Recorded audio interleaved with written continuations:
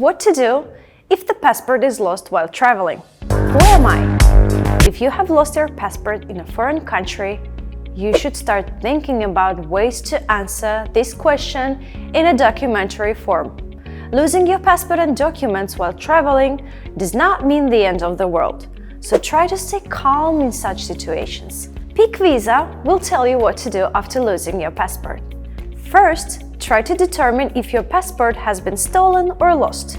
If your passport is lost, you must contact the Lost and Found department. Know if you think it has been stolen, look in the nearby trash first.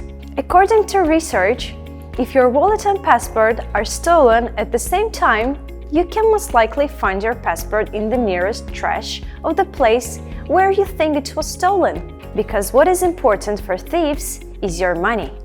If not in the trash, immediately go to the nearest police station, write a letter and try to note the exact time and place you lost. You can get a temporary document from the consulate to return home.